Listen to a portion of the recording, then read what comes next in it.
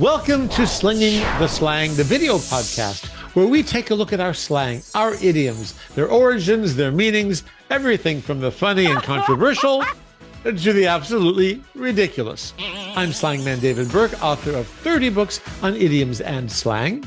And I'm Monica Mauro, Director of Education for an English language school in Southern California and a lifelong lover of slang. And you can actually say this time, sunny California. Yes, it's sunny. Woohoo! Finally, we've been having month after month after month of rain, even snow in our mountains. But it's cold. It's still cold. It's still a crispy 61 degrees. For us in Los Angeles, that's cold. For you out there, that may be very warm. For Michigan, that's summer. That's right. That's right. Well, we welcome you if you've never been with us before. And if you haven't, you probably don't know our format. So I will tell you. Here's our format. I know what we're going to be talking about. Monica has no clue. And that way it always keeps it fresh, exciting, and a little bit dangerous because we never know what's going to come out of Monica's mouth. And we like it that way. If you have questions for us, please email us, david@slangman.com. That will go right to us. We welcome you, ESL students and English lovers and anybody else out there who wants to have a laugh and also learn something. But and talk about food. We always talk about food. No matter what, we somehow turn the wheel toward food, as you'll see. We'll try not to, but it's part of our DNA. So this episode is actually going to be a really interesting one, and one that I didn't want to do. And here's why. So, Monica, something very strange happened to me a few days ago. So the reason I didn't want to do this is because I've been getting a lot of emails from people asking about what they call black slang and rap slang. We call it in the linguistic world AAVE, African American Vernacular English. I thought, I don't want to go there because there's so much controversy with that potentially. But a few days ago, a teacher told me she did not want to use my slang books because she said, I don't want to teach students who are learning English everyday slang and idioms. I think they should speak pure English. Right? My hackles just went up. Oh, that's good slang, by the way. When your hackles go up, it means you get really angry from the inside. And I listened, and she said, if your books were void of all slang and idioms, I would use your books. And I said, well, then it's not a book on idioms and slang. And she said, I'm just not comfortable teaching idioms and slang. But then you would be devoid of 25,000 phrases and words in English, in American English. That is how much idiomatic expression there is, and slang. It's huge. It was shocking. Colorful. It adds texture to the language. Oh my gosh. I'm glad I wasn't there, David, because I think I would have lost it. It is our language. It is our language. We have slang and idioms in our language. So, in hindsight, as do all cultures. All cultures. And what I wanted to say, but I didn't, was if it makes you uncomfortable to teach the words that we all use that could even protect your students and save them from embarrassment, you really shouldn't be a teacher, because this is our language of slang and idioms. So after I thought about it, I thought, you know what? I do want to do this episode of Slinging the Slang, which does talk about what they call either black slang, African American Vernacular English. And even that, Monica, to this day, even as an American, I get confused. Do we call black people, or do we call them African American? Now, in your school, for example, how would you refer to someone? I have heard African Americans say that they prefer to be called just black, but I don't know if that's everyone. That was just that particular person. I really have no idea. Exactly. And luckily, we're going to talk about it now because we don't want to avoid topics that could be controversial, because if you're an English learner, you need to know that we are confused. It is confusing. A lot And of it encourages ignorance. And who wants to be ignorant? Let's just ask. Let's talk. We have to have Let's a conversation. talk. Let's open a conversation about it. So, and let's find out who that teacher is. And let's go toilet paper her house tonight, David. Yeah, we'll TP her house. That's good slang. That means toilet paper. That's a thing that some people do. Yeah, I'll meet you tonight, Monica. So some African Americans will say, no, I'm not African American. I'm from England. I'm African European. Some will say, everybody has their own definition of what they want to be called. So if you don't know, most likely you'll be corrected. But here's the thing about this episode now. A lot of people have been writing saying, I can't understand Black slang, rap music. What does it all mean? So we're going to tackle that. I've got about 5 or 6 questions here that are very interesting, because a lot of we're going to say for this show right now, we'll just say Black, because I think at least there's a big group out there that wants to be referred to as Black. Black slang for some might be offensive, maybe not. I'm not sure. If it is, please let us know, because we want to know so we can share that with our English learners. We have an email here, Mark from Vegas. Now, this is interesting. Ooh, There's Vegas. Vegas. Oh, yeah, Las Vegas. See, I said Vegas. Already I'm saying it in slang. If you're an English learner, Las Vegas is just too long. We just say Vegas. Too long. Who has time to say Las Vegas? And one of my closest friends calls it lost wages. That's what she calls it.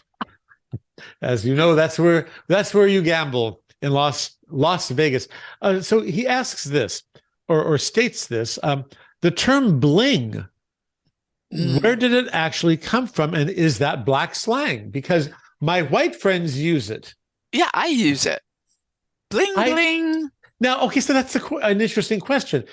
Is it okay to take a term that was generated or originated from one culture and use it in another culture? Is it okay? Is it a sign of disrespect, or is it a sign of celebration, celebrating that word? Well, I think it's celebrating. I mean, you like it, so you adopt it. We've adopted about 2,500 words from Hispanic culture. Los Angeles, especially living in Los Angeles. And so I would imagine it's the same with any culture, that when you start using their words, I would find it complimentary. If I coined a phrase and people started using it, I would just be so excited. Absolutely. And I would say I use it too. It used to be bling, bling. And again, if anybody out there disagrees, we want to hear from you. Yeah. But yeah, let's hear from you. It was originally, let's see, bling bling used in 1987 by Dana Dane in the rap song Nightmare. So bling bling became shortened, like everything in slang. We shorten everything. That's why the word legitimate is now jit. And there's so many suspicious is shit. Sus. So everything is shortened. So now it's just bling. So it is used by everyone. Bling. That's just like what Monica was saying. I wish I had some bling. I have no bling on right now. Okay, I get the hint. How many more shopping days do we have until your birthday, which is the same birthday as mine? We have the same birthday, November 3rd. We have a few. So yes, everybody. 267 more shopping days until Monica's birthday, everyone. She wants some bling. Okay, we have, speaking of Los Angeles, we have Greg from Los Angeles, meaning Greg. The Angels, Los Angeles. So Greg says, okay, the word bae is a slang term and used primarily by the youth. Ouch, that hurt. I use it. Okay, so I guess we are part of the youth. And it was used originally in R&B and in rap music. So what does bae mean to you, Monica? My bae. My bae, it means my significant other, my lover, my boyfriend, my husband, my bae. And the letters, which is an acronym. Now, I can't remember that, so I'm really counting on you, David, to come through on this one. Yeah. All right. Here it comes. After all, I am Slangman. I better know this, right? Before anyone else. Before anyone else, my bay. And is it okay to use that, even though it came from Black slang? Yes, everyone uses it. I hope so. And that's true. I hope so too. Everyone I don't know uses for it. sure, but I hope so. I like to call my husband my beau, which to me is similar. Yeah, because that comes from French. Beau, which means handsome. My beau. Yeah, in fact, they used to say that back in the 1920s. This is my beau, and which comes from French. And yeah, and that's totally acceptable. But it's interesting. Sometimes a word, because of its history, may not be acceptable. For example, right. We often say Jersey for New Jersey, and that's fine. I don't think there's any negative history. But is it okay to say Frisco for San Francisco? Well, I cannot stand when people say Frisco for San Francisco. Why is that? Now, why is that? I don't know, because it just sounds like, no offense to Fresno, but I just offended an entire city. No, I just don't. San Francisco, to me, is just one of the most beautiful cities in the world. And I've been to many cities all over the world. And San Francisco is just, it's just got a certain quality to it. And when people say Frisco, to me, it just takes away from that. It cheapens it. It cheapens it. That's exactly what it does. It cheapens it. And you take the word San out, which is saint. And I don't like that. Oh, that's interesting. Because I was going to ask you, why doesn't it offend you that we say Jersey instead of New Jersey? But the word I don't say Jersey either. I say New Jersey. I do too. Yeah, I do too. Yeah, I think it's a respecting it. At least that's interesting. Linguistically, it feels like that. But sometimes knowing the history, like back in the gangster days of San Francisco, they called it Frisco. So it conjures up a picture of a lot of thievery and a lot of exactly. Alcatraz. So it brings you back to that day. So when you know the history, it can change the meaning of the word and even its usage. So that's a good question from Greg. Carolyn from Nebraska. Oh, this is a word I hear all the time. Nebraska. I've never been to Nebraska. Have you been to Nebraska? I lived in Kansas for 4 years, so I probably did cross at some point into Nebraska. I just don't remember. Wow. So have you actually ever seen a tornado in person? A what? A tornado. Have you ever seen it? I have. You know, when you live in Kansas, people actually go out. I kid you not. The funnels used to form constantly, and everyone would be out on their front stoop watching the funnels form until the sirens came on, and then you'd have to go down to your basement. It was kind of exciting. That scares me so. I was born here in California. Obviously, I've never seen a tornado. The idea of that monster coming toward you, that's wow. But we wouldn't stay out until it was a full-on tornado eating up the ground or anything. But like I said, that beginning swirl, you could start to see the swirl, and then when the sirens went on, which were very boding and very haunting, those sirens, you would then head down to the basement, usually with a radio, and we would grab my dog and sleeping bags and snacks. It was actually kind of fun. How Dorothy, until your house got sucked up into the atmosphere. Well, now you're talking about the Wizard of Oz, even with the dog. Which, by the way, that tornado, do you know what that was in the Wizard of Oz? Tell me, David. Something tells me you know. I do. Remember, I used to be a tour guide at Universal Studios. I had to know all this stuff. It was a sock. A sock. So that's why to this day I wear thongs. Sock. It scares me. It was a sock. Yep. Oh, I've got lots of trivia about Wizard of Oz. That's a whole other episode. See, we can turn the wheel and just talk about that. How did we get back to Nebraska? Back to Nebraska. So Carolyn asks about the word ratchet. Are you familiar with that word, ratchet? Are Not you that, not saying righteous? no, ratchet, like the tool, Ratchet, a Oh, ratchet, ratchet, a ratchet, like Nurse Ratchet. like Nurse Ratchet. Are you Okay. familiar with I that have word in no, not slang? at all. Not at all. Well, that's a good thing, Monica, because obviously you're not ratchet, and I'm glad you're not ratchet. Because if you were called, wow, Monica, you are really ratchet. That is as low as you can go. She is ratchet, and that came from a rap song. I wrote it down. Oh, by Pimp C of UGK in 1992, and so it was considered black slang, and it's used today by So you're a real low white life. people, real low life. Like you know how when you ratchet something, it goes kick, kick, kick, kick, kick, kick, kick, kick. Right. So you So when just you're ratchet yourself right down way down to the ground. to the ground. So is it okay to use that in white slang? I guess white. Well, it's not just white slang. It would be not really non-black slang where it Well, came I've from. never heard that at all. Oh yeah. So I think if I used it, nobody would really know that it was black slang Uh, originally. I, What do you think, I Dave?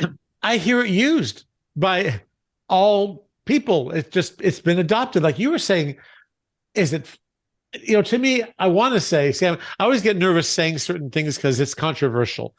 And I try not to, we try not to be controversial, but sometimes we have no choice and we don't want to not tell you the truth about certain things. If we're confused, an English learner will be confused. I hear ratchet used by various people. From what I've read, ratchet is fine to use outside of where it was created, which was in black slang, in black rap. So I would say, yeah, you can use it freely. That's what I would say. If I'm wrong, you'll let us know. Well, thank goodness I don't know too many people who are ratchet. So I No, we probably don't. won't We be don't. using that word too much. We don't hang with those people, as we We say in don't slang. hang with those people. No, we don't. We don't hang. We don't hang with them. Okay. Have you been here to Delaware before? Because we got Troy from Oh, true. Delaware. From Delaware. Have you been to Oh, Delaware? I don't think I've ever been to Delaware. Nope, haven't been I to think Delaware. I've passed through Delaware at some point in my life. Well, Troy is asking a really interesting question, and this one is really controversial. Oh, Uh-oh. two words, and I hear them all the time in slang. The Okay. word hood, he's from the hood, Right. and ghetto. That's really ghetto. Oh, Well, are those yeah. okay to use or not? You know, so Yeah, I once heard someone who was not black say something about ghetto, and it just made everyone really uncomfortable. And right. I'm wondering if it's just maybe that no, maybe that one isn't for everyone. I don't know, but why? I'm trying to figure out why. If it Well, was you have to remember, like ghetto, that originated in the 1500s in Italy. That's where the Jews were forced to live. So they were right, segregated in the ghetto. So that's the ghetto has right. a negative connotation. Now, I know there are certain Really words negative. really negative. So, Yeah. but there are a lot of words also, that groups try to take back, like the word queer, which meant homosexual and really derogatory, was taken back by the gay movement to just simply mean gay. And I still can't say the N word. I can't say it. In fact, a lot of us just say the N word. That's been taken back, so it doesn't have the same power that it used to. But it's hard to ignore the history. So the words hood, to live in the hood and the ghetto, was considered both negative. Is it used? Yeah. If you're an English learner, are you going to hear it? Yeah, you Yeah. will hear it. But I would recommend don't use it. It's too Yeah, controversial. yeah, that for some reason I just am seeing a big X's. Like just don't go there. Right. And here's the thing. If you have an accent that comes from your own native language, we tend to forgive mistakes. We tend to forgive things you say. We figure, okay, you probably don't know. If you speak without an accent, or if you're a native speaker and you say words like that, as Monica says, it can make people feel uncomfortable. And when in doubt, ask or you will be told. So Right. and that's an interesting one. I do hear hood and ghetto a lot. Oh, he or she is so ghetto. Yeah, but I wouldn't say it. Randy from Boston. Oh, I love Boston. Oh, Boston. Drank my way through Boston. You mean water, of course. Oh, You yes. drank a Lots lot of really nice filtered water in Boston. And some Perrier. Just a lot of Perrier in Boston. Um, oh, and speaking of which, I can't believe this. Randy asks about the word lit, meaning drunk. How did you know what Monica was going to say? You guys must be in cahoots. Oh, that's good slang. It means that you get together and you. My husband loves that expression, cahoots. Yes, I'll say, they were in cahoots, and my husband just starts laughing. He's from Brazil, so. And that means I'm trying to think how do I would define to be in cahoots means to have a game plan with somebody, like a plan together. That's usually maybe a little dishonest or playful. That's what cahoots is. So he says here, Randy, lit. It was first used in a hip hop song, I believe. Yes, it was. Yes, and it did mean to be drunk in the 1920s. So the word lit that teens are using today, wow, this party is lit, which means it's exciting and wonderful and fun. It's not a new word, but it has changed. The meaning changed. The meaning changed. Yes, and it was from hip hop. And do we all use it outside of the Black culture? Is it no longer just AAVE, African American Vernacular English? Yeah, it is, and I would say it's safe. That one's safe to use. I don't use it because to me that's so cool. It's like such a cool word to use, and I'm not always that cool. So I don't. You need me. I'm need not me, cool. Monica. I can't use that word. Well, I mean, but you're pretty lit. See, you're pretty fun. Yeah, Monica's lit. I don't mean lit. I mean, she's lit. Yeah, see, sometimes we don't know. If a person who's over 60 says you're lit, what are they really saying? Versus somebody who's around 20 says you're lit. It's like the word fat. That's a confusing one. Because if someone calls you fat and they're over 40, that's not good. But if they're under 20, that's good. See, that's how it works. You know what I just heard? I just heard a word from Bella Hadid.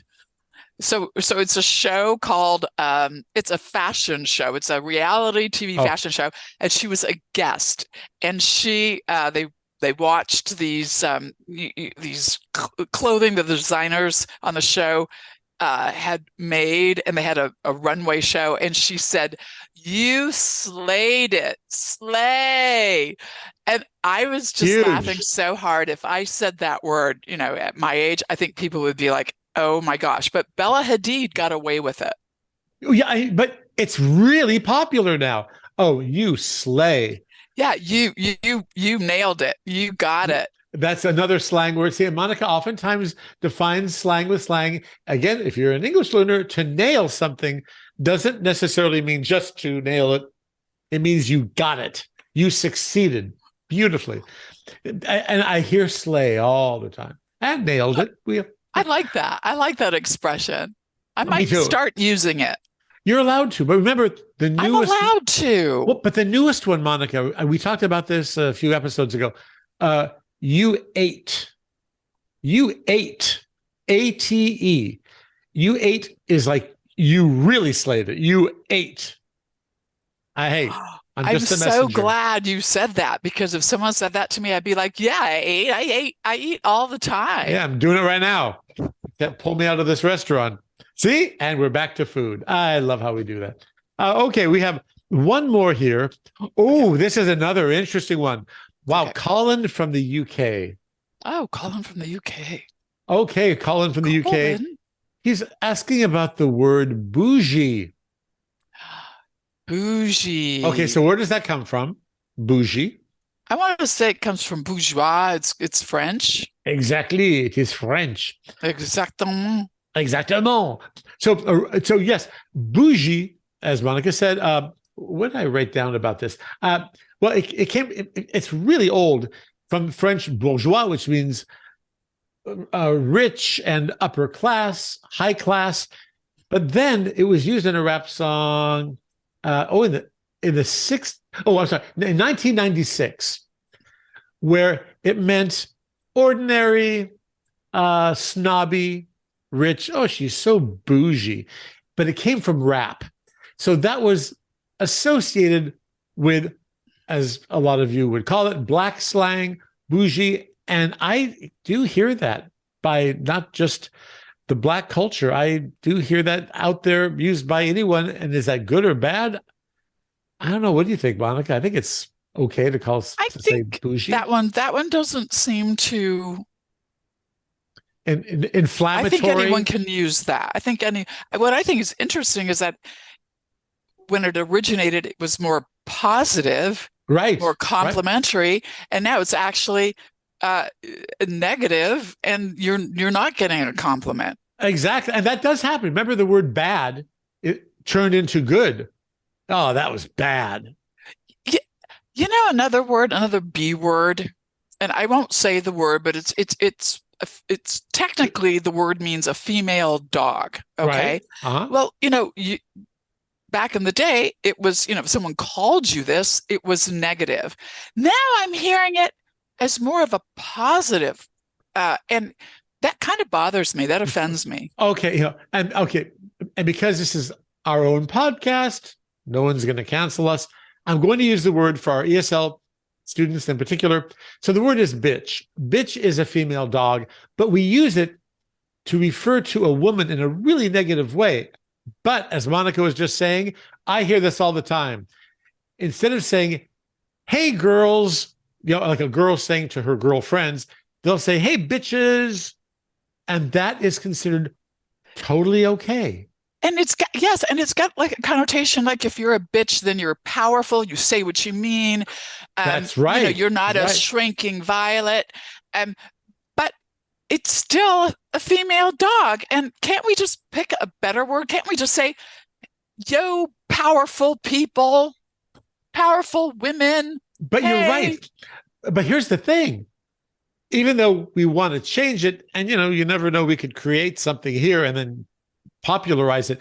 But the truth is, we are the messengers. If someone says, wow, you are a bad bitch, that's actually a compliment. It is. Bad means good. Bitch, in the right connotation, means somebody powerful who is successful. You're a bad bitch. But again, CEO of a company.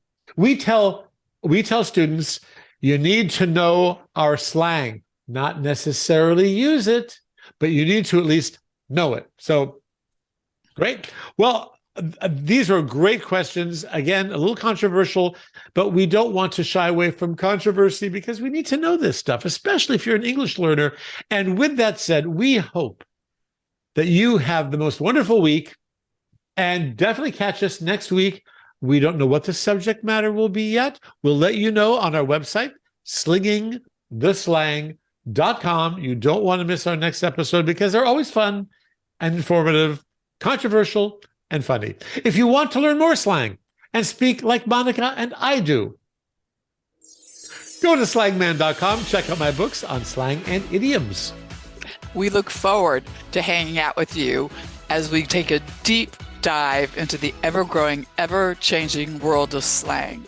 And next week, again, we shall be, ready, Monica?